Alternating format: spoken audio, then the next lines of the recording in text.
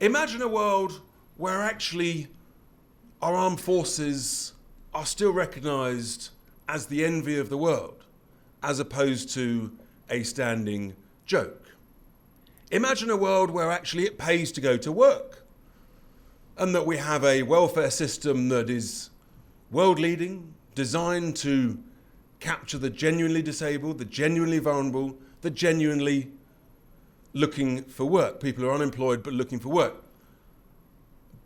But where welfare is not a lifestyle choice. I might get cancelled for saying that, but there we are.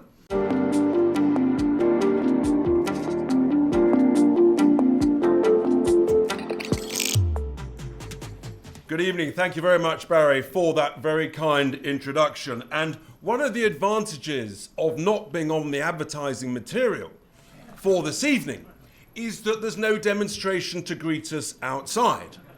Whereas when I was recently at the Hay on Wye Literary Festival, which I thought was a sort of polite, genteel type of environment, it turns out the opposite was true. I required 2 security guards. And as I stood up in a gathering sort of similar to this, 2 lovely ladies just at the front here, they stood up, they unfurled their banners with words of abuse, not welcome. I didn't have the heart to tell them that there was a typo on their banner.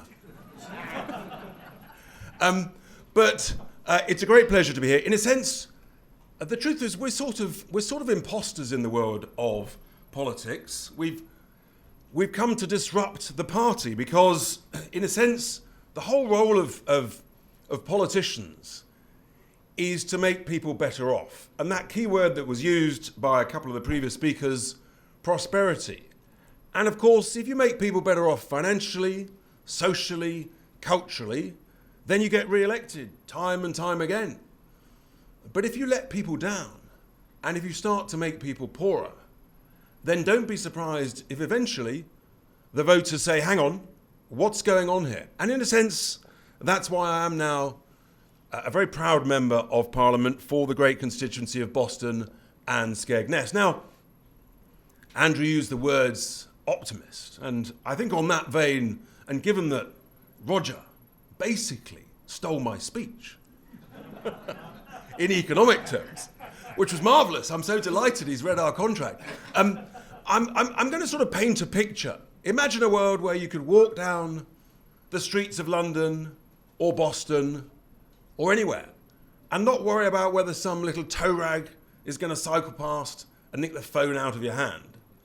Imagine a world where you can put out a stupid, slightly offensive tweet, recognise that, delete it 4 hours later, and not think that you might be sent to jail for 31 months. Yes. Imagine a world where actually our armed forces are still recognised as the envy of the world, as opposed to a standing joke. Imagine a world where actually it pays to go to work, and that we have a welfare system that is world-leading, designed to capture the genuinely disabled, the genuinely vulnerable, the genuinely looking for work. People who are unemployed but looking for work. But where welfare is not a lifestyle choice. I might get cancelled for saying that, but there we are. Imagine that sort of world. Imagine a world where you don't have to worry about having the highest electricity prices in the world. Imagine a world where you don't have to worry that your whole manufacturing and industrial base that made us who we are as a great nation is being destroyed in front of our very eyes. And at this moment, I have to say that one of the most irritating things is when, month after month, we hear from a minister of the government that this company or that factory or that oil refinery has shut down with a loss of 500 or 1,000 jobs. And you get members of the Green Party standing up in front of me saying, I stand in solidarity with those who've lost their jobs. They lost their jobs because of net stupid zero, for heaven's sake.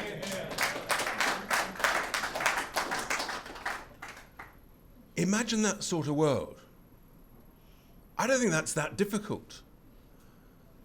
And that's absolutely where we should be, who we should be. And in a sense, under the great Margaret Thatcher, and the much lamented Norman Tebbit. That's sort of who we were in the 80s and the 90s. We forget that we grew at 2.5% to 3.5% every single year. We got a bit worried if it was less than 2% growth. If it was less than 1%, it was a sort of moral recession. Now, you break out the champagne if we get to 0.5%. I mean, it's barely a round of drinks, for heaven's sake. So that's sort of where we are, and I'm afraid that's where my optimism has to be parked. Because, folks, things are going to get worse before they get better. Roger touched on it, but I'll be optimistic for a bit long. Imagine a world where we have a competent Office for Budget Responsibility. Imagine a world where we have a brilliant Bank of England Monetary Policy Committee. These are great things that we don't have. And things will get worse because in the year to March 25, as a nation, we borrowed £150 billion. Impossible to imagine what that is. It's £5,000 per house in 1 year. And it's only going to get worse because we know that GDP is now negative for the last 2 months. We know that jobs are falling. Imagine in Skegness, the biggest theme park in the height of a delightfully warm summer being shut for 2 days a week because it can't afford the energy or the NIC on the seasonal employment. That's where we are, folks. So I fear that we face GDP declining further, and I fear that our borrowing is going to head from 150 billion a year north towards 170, 190. If we go into recession, we'll hit 200 billion pounds. And Roger touched on it earlier, the bond markets are tense. They are very tense. And just in the last couple of days, not helped by Rachel having a bit of a bad day a couple of weeks ago in PMQs, but the bond markets are heading north. 10-year gilts are way above where it was at the time of the Trust's mini budget. The 30-year gilt yield likewise is heading rapidly to 5.5%. And I think you have to be a real optimist to think that we are going to get to the end of this parliamentary term, let's assume it's another 4 years to run, and that there won't be some form of financial drama. From everything I'm hearing, from the people I'm speaking to, I've got to be honest with you folks, we have a serious problem coming towards us. And it will be in the form of the markets. And we could well face a situation where we have a Bank of England that is currently doing quantitative tightening, which is the process of selling back into the market the bonds that you've essentially printed on your home printer at a massive loss to the taxpayer, which guess what it's doing to the price of the gilts?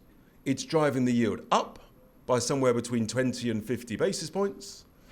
Imagine that all of a sudden there's a crisis and the Monetary Policy Committee have to do a massive U-turn and start doing QE again because the investors are not there to lend the government the money. That is where, ladies and gentlemen, I regret to tell you, we are heading.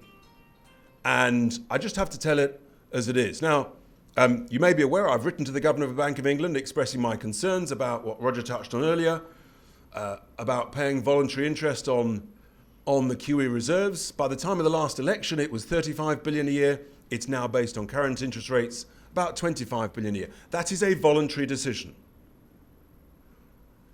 And if you run a council, you have a scrutiny committee for about 10 grand's worth of expenditure. Imagine spending tens and tens of billions of pounds of our cash and having effectively zero scrutiny. And a Treasury Select Committee, frankly, that has completely failed in their job. And as for quantitative tightening, I think we're the only central bank in the world that is doing it. And that's the reason why that essentially the cost of QE to the UK economy is double what it was in the ECB, and it's treble what it is in the Fed, because of the decisions made with no scrutiny, no accountability, and no responsibility by the Bank of England. Over a 10-year period, that is going to cost the British taxpayer, based on the OBR numbers recently released, 200 billion quid of our cash voluntarily enriching the banks and the hedge funds and the institutions, everybody except the taxpayer. So that's the first place we could save some serious cash. Net stupid zero. You always want a 3-word slogan. I tried net zero equals net stupid. That didn't quite work. But net stupid zero is landing, which is great. I said 15 months ago to an audience of furious journalists that net zero was costing us about 30 billion a year. And Desnes, they said in their slightly arrogant, pompous way, "We don't recognise that number, Mr. Tice." And here we are 15 months later, and the OBR last week, guess what? They confirmed that Tice is right. Yes, they literally said that net zero is costing the taxpayer, bang on the money, 30 billion a year. It may well be more. I'll give you a mad anecdote.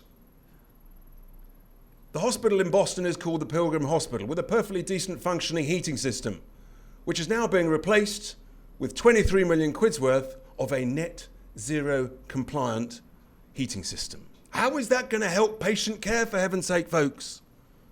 It's unbelievable. The waste of money is an absolute scandal. And those are two items, as I try and move towards, as I sort of head towards trying to be optimistic about the future. Those two items alone, of the Bank of England changing its decisions, and I hope to meet the governor in due course. In fairness to the Bank of England, they are taking my position seriously. The 5-page response letter from the governor to me is on the Bank of England website. Right? They don't do that for everybody. So they are taking this seriously. The governor does accept it is a matter for serious debate. He's entitled to have a different view, but he accepts it's a matter for debate. The OBR have confirmed about net zero. Those two things. I mean, that's 50, 60, 70 billion pounds every single year. Others have touched on the need to save things like welfare. I talked last year at the election about saving £5 in 100. Well, all the journalists said, that's impossible, Tice. You can't do that. You might get to £1 in 100. Well, as you will be well aware, we've won control of 10 councils and we're lifting the lid on the bonnet of the spending and crikey, it's a bit scary. In all seriousness, what we are seeing is two things. Masses of wasteful spending, incompetent spending, and a blob that is utterly furious that we might have the temerity to question what they're doing. Why they might be spending hundreds of thousands of pounds of taxpayers' cash on sending asylum seekers to the circus or buying gifts from Fortnum and Mason and the like. Why we might be impertinently asking for credit card statements and this sort of thing, and expense receipts and that sort of thing. All I can say, folks, is when I said we can save £5 in 100, what you will see over the next 2 or 3 months is proof and evidence that I was being conservative. With a small c, Andrew. Because actually, the savings are greater than that. And my pitch is a simple one, is that if we can prove, as in a sense Roger alluded to, the job is to prove that you can cut wasteful spending, unnecessary spending, in a big way. If we can prove that, and then we can also very simply and cheaply cut daft regulations. One of the best things actually the Conservatives did was back in 2012, when I think it was Nick Bowles.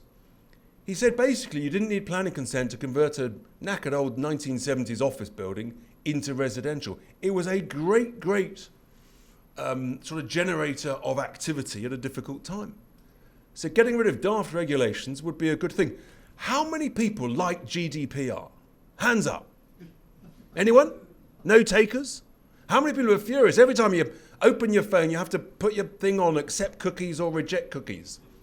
You know this regulation is bonkers and driving everybody mad when you've got a brand new health building in Boston, which I have, and in one half of it it's a lovely new GP surgery. In the other half, it's a pharmacy. Good news, folks, they use the same computer system. That's a good start. And they have different modules, one for the GP module, one for the pharmacy module. You might think that computer system was allowed to talk to each other. Not an unreasonable request. Oh no, certainly not. No, because of GDPR, these things are not allowed to talk to each other. Absolutely bonkers. I was with a businessman yesterday morning, running a major FTSE 100 business, taking on thousands of apprenticeships. They have so many more applicants, they'd like to be able to pass them down to other small businesses in their own supply chain. You might think that's a sensible use of some data. No, you can't do that because of GDPR. There are times when I wish to swear, and this is one of them. It's just a ludicrous piece of regulation that is holding back growth. And there are masses of others. Do we really need 1 million paragraphs of MiFID II to regulate the city? I don't think we do. Do we really need Solvency II to regulate our insurance industry? Maybe we should say, actually, folks, why don't we adopt what they do in Hong Kong? So we have 20,000+ pages of tax code in this country, which accountants love, of course. How many pages do they have in Hong Kong? 500. You've been listening to previous speeches from me. Wouldn't it be nice if we set the challenge? How do we get from 20-odd thousand, which is 4 times the combined works of Harry Potter and nothing like as much fun, down to 500? Imagine that. These are the sort of things that would drive growth. And if you drive growth, then you make risk-taking pay. And you make work pay. And then all of a sudden, instead of worrying that actually thousands and thousands and tens of thousands of millionaires and entrepreneurs are fleeing the country, they might come back to the country because they say this is a good place to do business. This is a place that welcomes the concept of hard work, that welcomes the concept of making money, of being successful, and then helping your community. Because if you do that, if you set a great example for your children, you embrace your family as a key value, and then you embrace your community and contribute to your community. Family, community, country. If we achieve these things, we make great progress. And then, when we cut spending, and when we cut daft regulations and we create growth, we actually, and this may sound strange, but we could sort of copy what George Osborne, I think, got best of all in what he did when he was Chancellor, which is he set a direction of travel for corporation tax over a number of years downwards. And it was a sort of performance-related direction. And I think that's how you do tax cuts. You say, look, if we prove the cutting in spending, and if we prove that you're getting growth by cutting daft regulations, then this is the direction of travel of tax cuts that we can head towards.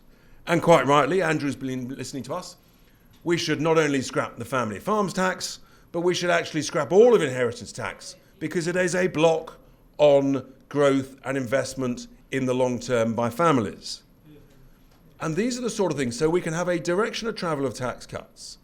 And that was probably George Osborne's greatest achievement, which I told him just recently. He was quite surprised. I said, that was your greatest achievement and you didn't talk about it enough. And it was a great regret that the previous Prime Minister, when he was Chancellor, reversed it. A fatal, fatal error, because all of a sudden we're becoming tax uncompetitive. So I am an optimist. We can turn this round. But the reality is, folks, we have to face the fact that under this deeply socialist government, things will get worse before they get better. But competition is a good thing. And competition between opposition parties of varying shades of turquoise or blue is a good thing. It's a free market thing. It's everything the Bruges Group aspires to. And so in a sense, that's why I think it's very important that we have that level of competition, sharing ideas, developing new ideas. And if we do that, I promise you, we can save Britain and make Britain great again. Thank you very much.